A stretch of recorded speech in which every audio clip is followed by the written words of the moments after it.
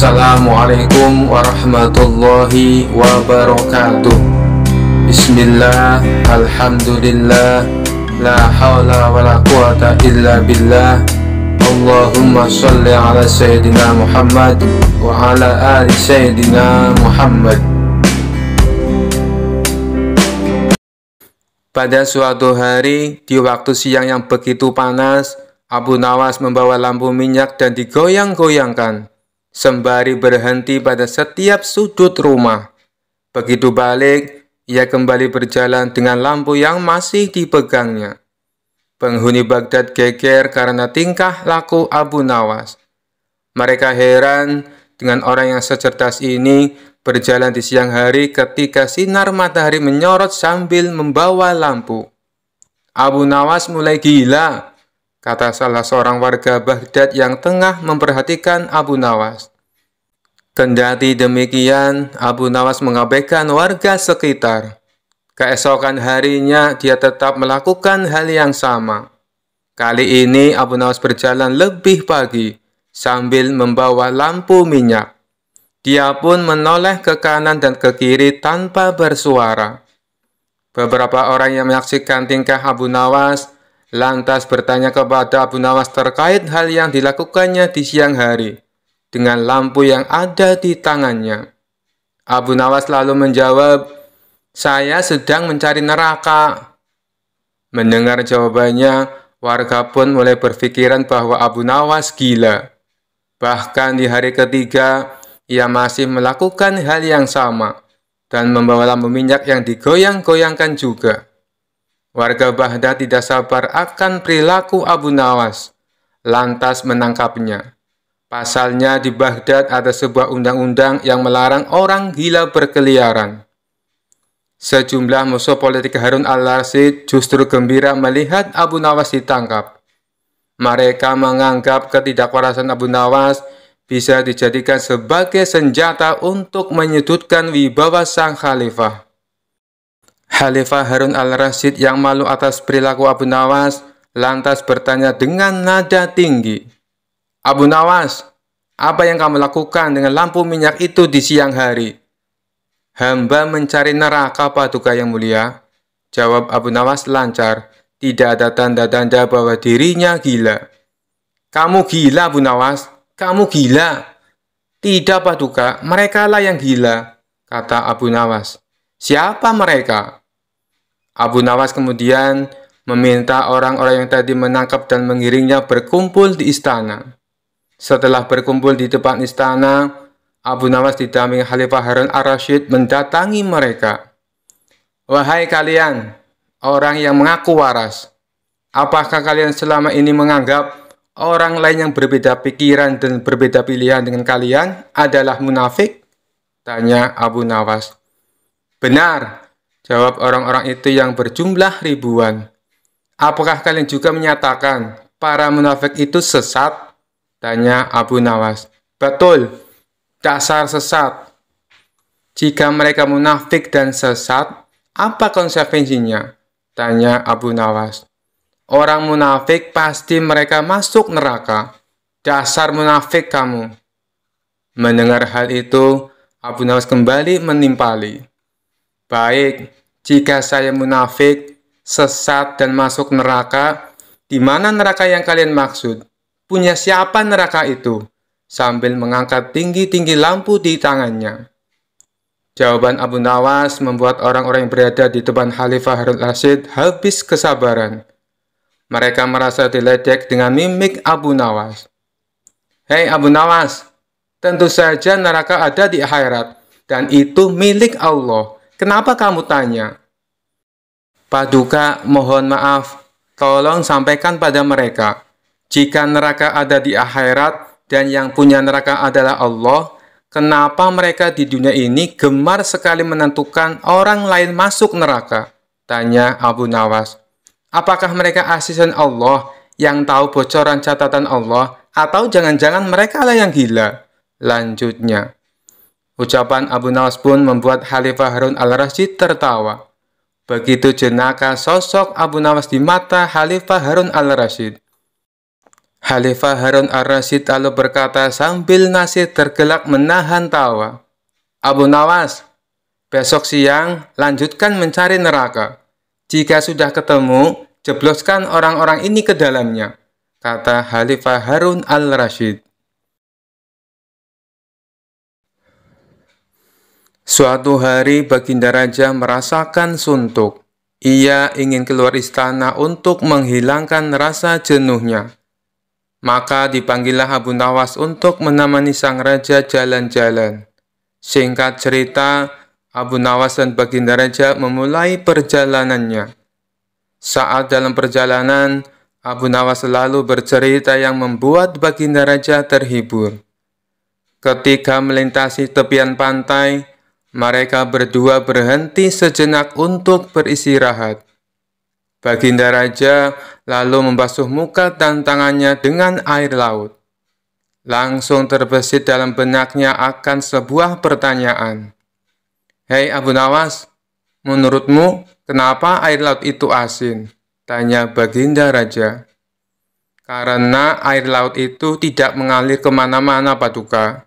Ia senantiasa ada di tempatnya. Nah, untuk mencegah agar air laut tidak busuk, para leluhur kita dulu memberinya garam. Itulah sebabnya air laut menjadi asin," jawab Abu Nawas.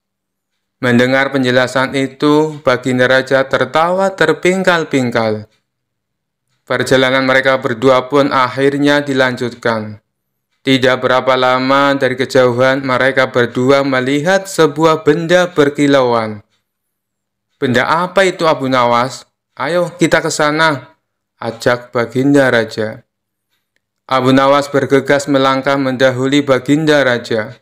Setelah benda itu diambil oleh Abu Nawas, ternyata hanya sebuah cermin. Abu Nawas pun segera membuangnya lagi. Melihat hal itu, Baginda Raja terkejut. "Kenapa dibuang Abu Nawas? Memangnya itu benda apa?" tanya Baginda Raja. "Benda yang sangat jelek, Paduka. Wajar saja kalau si pemiliknya membuangnya," jawab Abu Nawas. "Tapi benda itu terlihat berkilauan dari jauh," ujar Baginda Raja. "Kalau Paduka tidak percaya, ambil saja sendiri," balas Abu Nawas. Dikarenakan penasaran, Baginda Raja segera memungut benda itu. Setelah diamati, ternyata itu hanyalah sebuah cermin. Baginda Raja lalu berkata, "Ini kan cermin Abu Nawas. Kenapa kau bilang kalau benda ini sangat jelek?" tanya Baginda Raja. "Coba Paduka perhatikan baik-baik. Pasti Paduka akan menemukan kejelekannya," ujar Abu Nawas. Baginda Raja kembali mengamati cermin tersebut. Di situ Baginda Raja tidak menemukan kejelekan apa-apa. Yang ada hanya wajahnya sendiri di dalam cermin. "Nah, itu sudah tampak jeleknya. Ayo, lekas dibuang saja bendanya, Paduka," ucap Abu Nawas. Baginda Raja mulai memahami maksud ucapan Abu Nawas. "Kurang ajar kamu Abu Nawas," balasnya. Alkisah, suatu hari Abu Nawas sedang bepergian ke suatu tempat karena ada suatu urusan. Di dalam perjalanannya, ia melihat seorang pemuda yang hendak melompat dari sebuah jembatan. Kemudian Abu Nawas menghampiri pemuda tersebut sambil berteriak, "Jangan melompat dari tempat itu." Setelah sampai ke jembatan di mana pemuda tersebut berada, Abu Nawas langsung melontarkan pertanyaan. "Mengapa di usiamu yang begitu muda berpikir untuk terjun ke dalam air yang sangat dingin itu?" tanya Abu Nawas. "Karena bosan hidup," jawab pemuda tersebut. Tentu saja jawaban dari pemuda tersebut tidak bisa diterima oleh Abu Nawas begitu saja. Maka Abu Nawas pun kembali berkata, "Anak muda, dengarkan saya. Jika kamu terjun ke sungai itu, saya harus terjun juga menyusulmu untuk menyelamatkanmu. Air itu dingin sekali. Saya baru saja sembuh dari radang paru-paru. Tahu maksud saya bisa mati.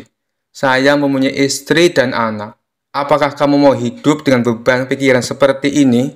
Ujar Abu Nawas. Tentu saja tidak, jawab pemuda itu kepada Abu Nawas. Maka dengarkan saya, jadilah orang baik-baik, bertobatlah, dan Allah akan mengampunimu. Pulanglah. Nah, dalam kesendirianmu dan di rumah yang sepi itu, gantunglah dirimu. Ujar Abu Nawas seraya balik kanan pergi. Setelah mendengarkan perkataan Abu Nawas, pemuda itu membatalkan niatnya untuk bunuh diri dan kembali pulang ke rumahnya. Dalam perjalanan selanjutnya, Abu Nawas didatangi oleh seorang laki-laki bejat. Tanpa basa-basi, laki-laki tersebut langsung menanyakan sesuatu kepada Abu Nawas. Wahai Abu Nawas, aku ingin sekali memiliki kemampuan melihat setan. Apa kau bisa mengajariku bagaimana cara melihatnya? Tanya laki-laki bejat tersebut. Tentu bisa, tepat sekali kau bertemu denganku. Jawab Abu Nawas mengiyakan permintaan laki-laki itu. Kalau begitu, tunjukkan kepadaku, ujar laki-laki tersebut kepada Abu Nawas. Itu mudah sekali. Apa kau mempunyai cermin di rumah? Kata Abu Nawas. Tentu saja punya, wahai Abu Nawas, jawab laki-laki itu kembali. Kemudian Abu Nawas pun memberitahukan cara melihat wujud setan kepada laki-laki bejat tersebut. Jadi begini caranya, pandangi cerminmu betul-betul. Tidak butuh waktu lama, kau akan melihat wujud setan yang ingin kau ketahui. Jelas Abu Nawas. Pemuda itu yang mengetahui maksud dari perkataan Abu Nawas hanya bisa tertawa terpingkal-pingkal. Suatu hari, raja didatangi oleh orang miskin yang mengadukan suatu masalah. Apa masalahmu, Tuan? Cobalah ceritakan padaku, kata baginda raja. Nama saya Abu Sukun, orang miskin. Di sebelah rumah saya adalah orang kaya. Orang kaya itu menyuruh saya membayar uang, karena saya dituduh telah mencium bau makanannya tanpa izin. Bagaimana saya bisa menghindari bau makanannya? Sementara rumahnya bersebelahan dengan rumah saya, tuanku, kata Abu Sukun. Apakah Anda sudah membawa kasus ini ke pengadilan? Tanya baginda raja. Sudah, tuanku. Namun hakim telah menghukum saya untuk membayar 100 dinar atas permintaan orang kaya itu. Saya tidak punya uang untuk membayar sebanyak 100 dinar. Orang miskin seperti saya, dari mana saya bisa mendapatkan uang sebanyak itu? Jawab Abu Sukun dengan sedih. Jika hakim telah mengambil keputusan, itu artinya kamu bersalah dan harus membayar dendanya, kata baginda raja. Tiba-tiba Abu Nawas berbisik kepada raja. Raja mengangguk tanda setuju dengan Abu Nawas.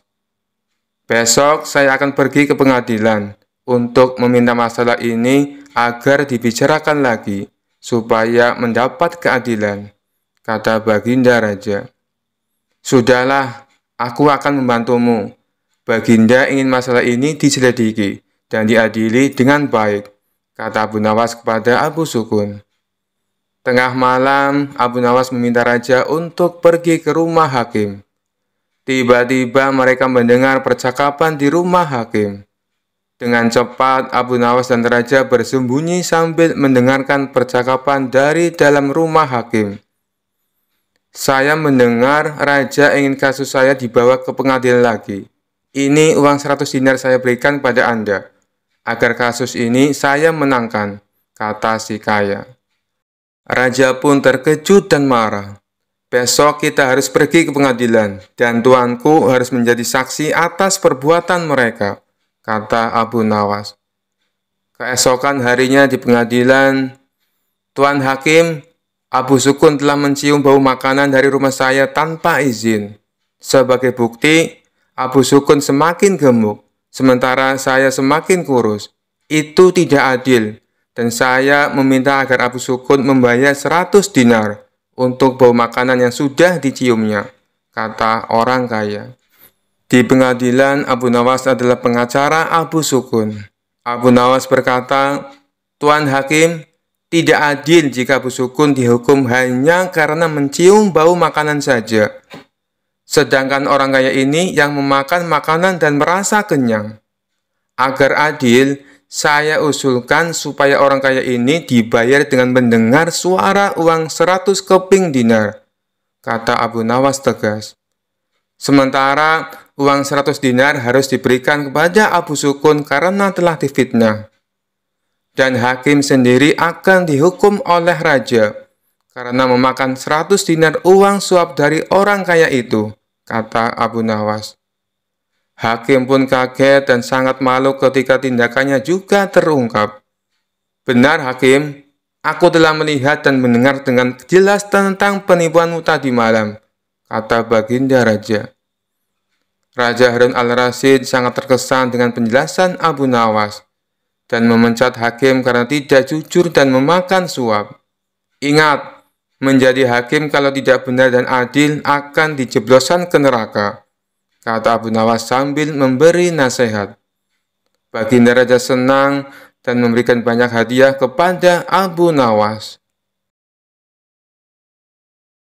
Dikisahkan pada saat itu Harun al-Rasyid menunjuk kawannya untuk menjabat sebagai gubernur di kota Abu Nawas tinggal. Namun sayangnya orang yang ditunjuk ini menyalahgunakan jabatannya.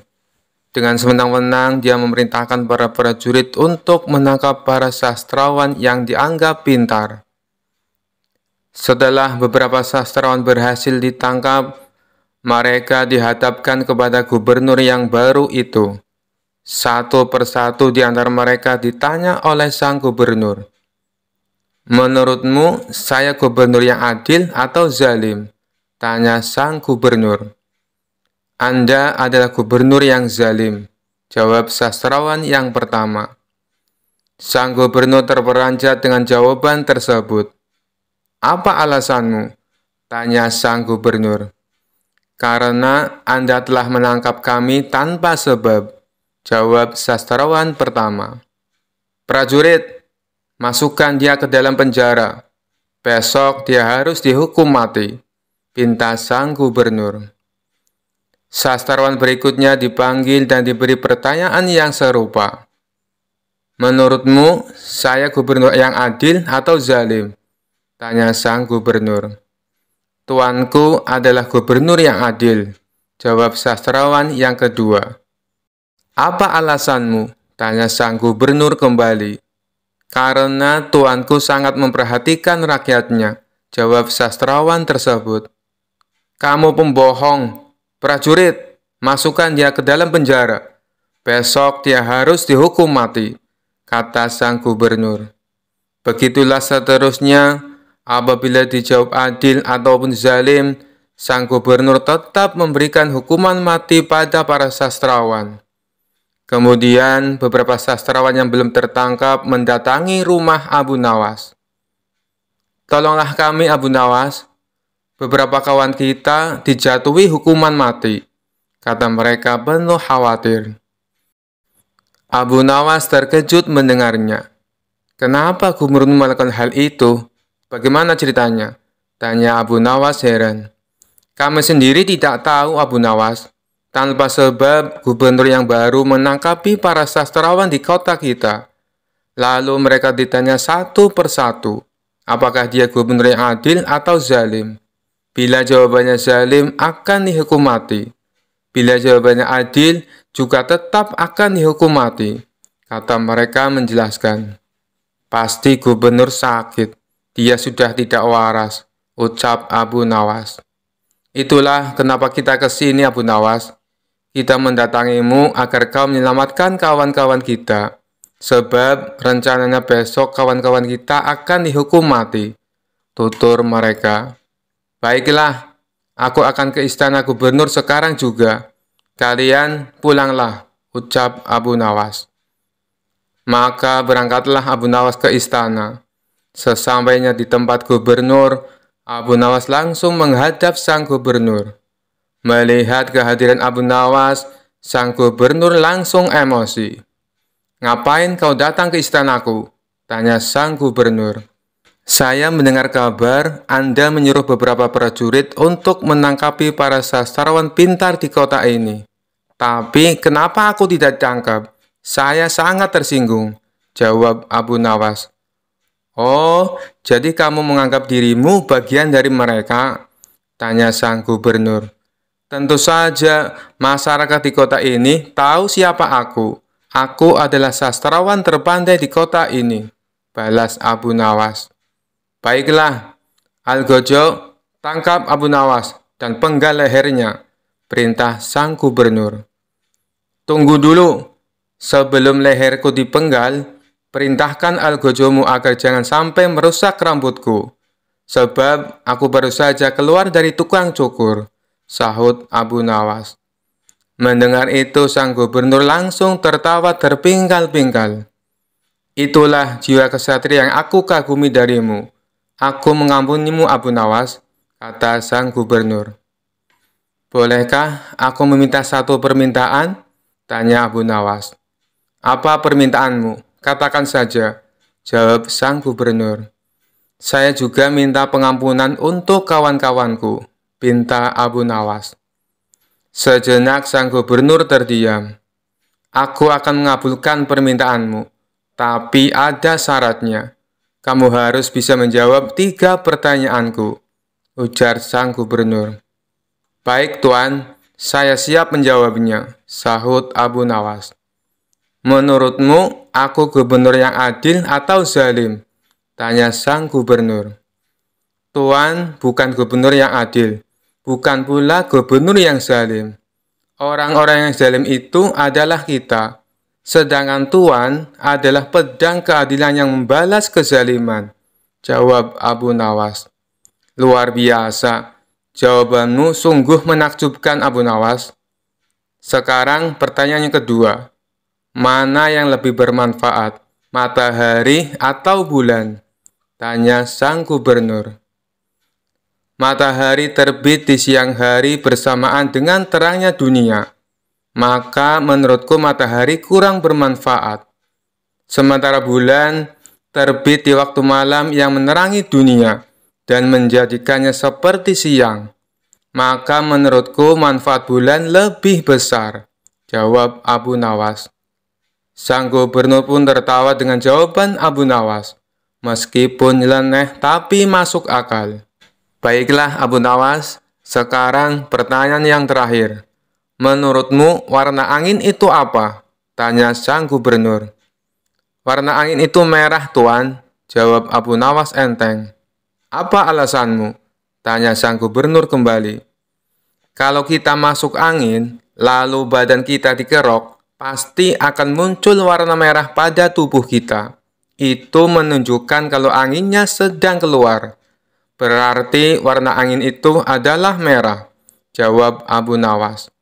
Untuk kedua kalinya sang gubernur dibuatnya tertawa terpingkal-pingkal.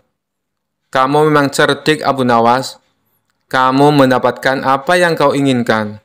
Ternyata apa yang dikatakan Baginda Raja tentangmu memang benar, Abu Nawas, tutur sang gubernur. Abu Nawas spontan kaget mendengar nama Baginda Raja disebut. Maksudnya Tuan bagaimana? Tanya Abu Nawas penasaran. Sebelum aku ditugaskan kemari, Baginda Raja memberitahu saya kalau di kota ini banyak sastrawan pintar, dan di antara sastrawan yang paling cerdik adalah kamu. Saya berniat memanggil mereka untuk saya kasih hadiah. Tapi sebelumnya saya ingin mengerjai mereka dulu. Ternyata kamu malah datang untuk membantu mereka. Dan ini adalah suatu kesempatan bagi saya untuk menguji kecerdasanmu, jelas sang gubernur. Jadi, hukuman mati yang Tuhan berikan hanya pura-pura? Tanya Abu Nawas kaget. Benar Abu Nawas, saya hanya ingin mengerjai mereka sebelum aku memberikan hadiah kepada mereka, jawab sang gubernur. Abu Nawas pun terdiam sejenak. Kurang ajar, ternyata aku masuk ke dalam perangkapnya. Tunggu saja pembalasanku nanti, ucap Abu Nawas dalam hati. Sekian dulu perjumpaan kita kali ini. Sampai bertemu lagi di kisah-kisah selanjutnya. Terima kasih yang sudah subscribe dan setia menonton channel ini. Wassalamualaikum warahmatullahi wabarakatuh.